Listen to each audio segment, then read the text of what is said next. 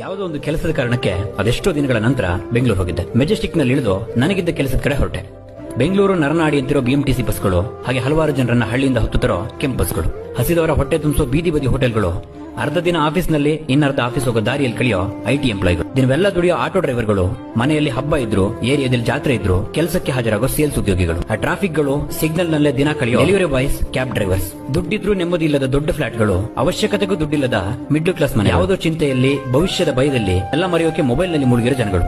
ಇದನ್ನೆಲ್ಲ ನೋಡಿದಾಗ 4 ವರ್ಷದ ಹಿಂದಿನ ನನ್ನ ಜೀವನನೇ ನೆನಪಾಯ್ತು. ಬೆಂಗಳೂರು ಜೀವನ ಕಷ್ಟ ಅಂತ ಅನ್ನಿಸ್ತು. ಆದ್ರೆ ಕನ್ನಡ ಗೊತ್ತಿಲ್ಲ ಅನ್ನೋ ಪರಭಾಷಿಕರಿಗೂ, ಕನ್ನಡನೇ ನನಗೆಲ್ಲ ಅನ್ನೋ ಕನ್ನಡಿಗರಿಗೂ ಕೊಟ್ಟಿರೋ ಹಳ್ಳಿ ಬಿಟ್ಟು ಬರೋ ಅದೆಷ್ಟೋ ಜನಕ್ಕೆ ಹುಟ್ಟೂರಲ್ಲೊಂದು ಗೌರವನ ಇಟ್ಟಿರೋದು ಇದೇ ಬೆಂಗಳೂರು. ಈ ಬೆಂಗಳೂರು ಬರೀ ಒಂದು ಊರಲ್ಲ, ಇದೊಂದು ಪಾಠಶಾಲೆ. ಅದೆಷ್ಟೋ ಜನಕ್ಕೆ ಅನ್ನದ ಬೆಲೆ, ಅಪ್ಪ ಅಮ್ಮನ ಬೆಲೆ, ಬೆಳೆದ ಊರಿನ ಬೆಲೆ ತಿಳಿಸಿದೆ, ಬದುಕಿಗೊಂದು ದಾರಿ ತೋರಿಸಿದೆ.